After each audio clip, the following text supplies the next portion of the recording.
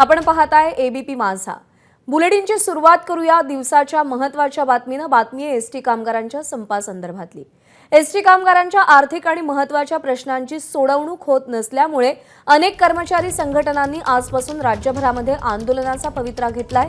ST कर्मचाऱ्यांना शासकीय कर्मचाऱ्यांप्रमाणे वेतन मिळावं ही प्रमुख मागणी आहे आणि राज्यामध्ये अनेक भागात या संपाचा परिणाम दिसू लागलाय।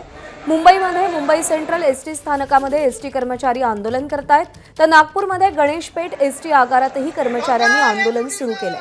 वाशिममध्ये एसटी सेवा ठप्प झाली आहे। कोकणामध्ये देखील या संपाचा मोठा परिणाम दिसतोय। रत्नागिरीतील दापोली आणि गुहागरमधून सकाळपासून एकही बस सुटलेली नाही। चिपळूण आणि खेड डेपोमध्ये सुद्धा काही प्रमाणात बस सेवा सुरू आहे। आणि या संपासंदर्भातले अपडेट जाणून घेऊयात। मुंबई सेंट्रल स्थानकातून आपले प्रतिनिधी सूरज सावंत आणि नागपूरमधून तुषार कोहळे सध्या आपल्यासोबत आहेत। सुरुवातीला मुंबईमध्ये जाऊयात। सूरज, खरं तर गणेशोत्सव अगदी तोंडावर आलाय। चाकरमान्यांची लगबग असते आपापल्या गावी जाण्याची आणि याच ऐन हंगामामध्ये आता संप सुरू झालाय। काय परिणाम झाला एसटी सेवेवर?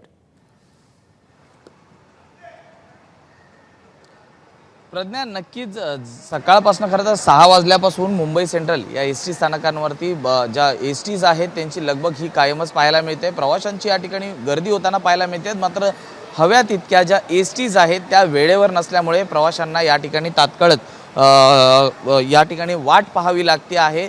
अनेक गाड्या या आलेल्या नसल्यामुळे एसटीची कमतरता ही या ठिकाणी जाणवत आहे। महत्त्वाचं म्हणजे अनेकांनी या ठिकाणी बुकिंग हे देखील केले होते, त्यांना देखील या ठिकाणी त्याचा त्रास हा सहन करावा लागत आहे। त्यामुळे मोठ्या प्रमाणात या ठिकाणी जे प्रवासी आहेत त्यांची गैरसोय होताना पाहायला मिळत आहेत। माझ्यासोबत काही महिला आहेत, त्यांच्याशी आपण बोलणार आहोत। ताई, नेमकं काय सांगण्यात आलं आपल्याला? त्यांनी सांगितलं आम्ही गाडी तर काढू, महामार्गावर सोडू, पण मध्ये काहीतरी झालं तर आम्ही त्याची जिम्मेदारी घेणार नाही। त्यांनी तुम्हाला बसायला दिलं नाही का एसटी मध्ये? बसायला सांगितलं त्यांनी बसा म्हणून, पण पुढचा काय प्रॉब्लेम झाला त्याची जिम्मेदार आम्ही नाही। अशा पद्धतीची उत्तरं ही या ठिकाणी एसटी जे कर्मचारी आहेत त्यांच्याकडनं दिली जात आहेत। अन्य काही प्रवासी या ठिकाणी आपल्यासोबत आहेत, आपण त्यांच्याशी देखील बातचीत करणार आहोत। साहेब, आपण सकाळी 7च्या गाडीची तिकीट काढलं होतं, काय नेमकं झालं आपल्यासोबत? आता अजूनपर्यंत काही निकाल नाही लागला आहे, त्यांनी सांगितलंही नाही मला, पण ते बोले की ॲडजस्ट करून देतो। की आता 8 वाजले, 7ची गाडी 1 तास लेट झालो। काय नेमकं आपल्याला उत्तर देण्यात आलंय तिकडनं?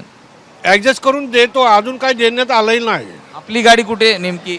मला जायचं खेडला जायचं होतं, बॉम्बे सेंटर टू खेड, पण गाडी अजून लागण्यात आली नाही। तर आपण पाहतोय प्रज्ञा, अशीच परिस्थिती या मुंबई सेंट्रलवरती पाहायला मिळत आहेत। अनेक चाकरमानी जे गणेश उत्सवासाठी गावी जाण्यासाठी या ठिकाणी येत असतात, त्यांची देखील या ठिकाणी मोठ्या प्रमाणात गैरसोय होताना पाहायला मिळत आहेत। गाड्यांची कमतरता ही प्रामुख्याने आहे।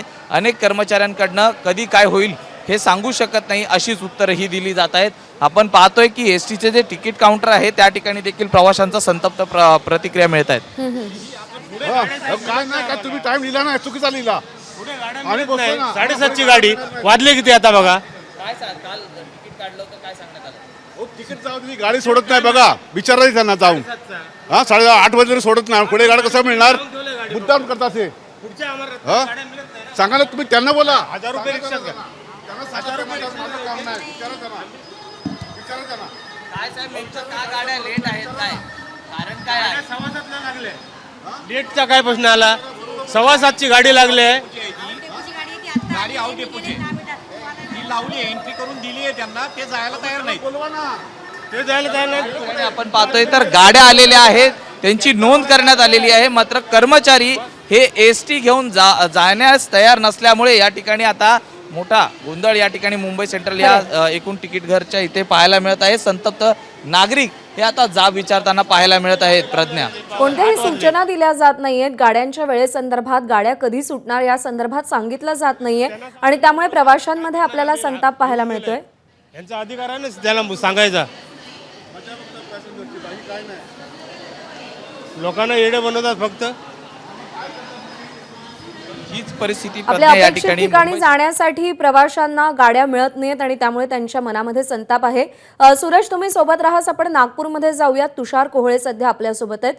तुषार, महाराष्ट्राच्या ग्रामीण भागांना जोडणारी कनेक्टिंग लिंक म्हणजे लालपरी, जी चाकं आज थांबलेली आहेत. मुद्दा हा उपस्थित होतो की हा लढा आत्ताचा नाहीये, जुना आहे. तोडगा यावर का निघत नाहीये आणि या संपाचा नागपूरमध्ये आणि आसपासच्या परिसरांमध्ये काय परिणाम दिसून येतोय?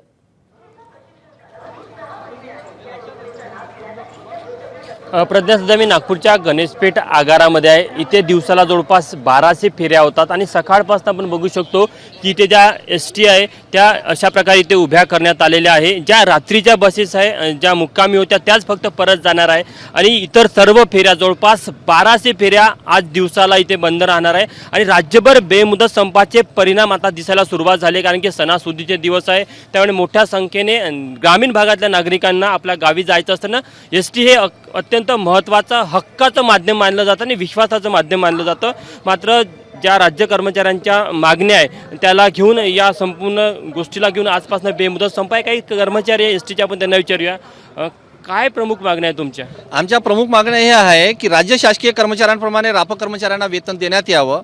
महागाई भत्ता जो राज्य कर्मचाऱ्यांना जो मिळतो तो सुद्धा आम्हाला देण्यात यावं. त्याच्यानंतर आहे घरभाडे भत्ता, वार्षिक वेतनवाढ.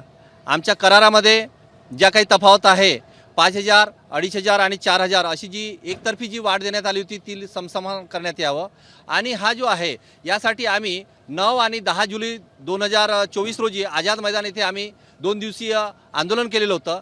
त्याची दखल घेऊन त्याच वेळेस आम्ही त्यांना सांगितलेलं होतं का 9 ऑगस्ट क्रांती दिना दिवशी आमच्या हा धरणे आंदोलनाचा कार्यक्रम याआधी अनेक वेळा राजकीय लोकांशी भेटी घेतल्या, त्यांनी आश्वासन दिलं की त्यांनी मग 9 ऑगस्टच्या वेळी 7 ऑगस्टला मुख्यमंत्र्यांनी पूर्ण कॅबिनेट मीटिंग बोलवली. तिथे आम्हाला आश्वासन दिलं की आम्हाला 8 दिवसाची वेळ द्या आणि लिखित स्वरूपामध्ये 20 तारखेला 20 ऑगस्टला त्यांनी बैठक लावलेली होती.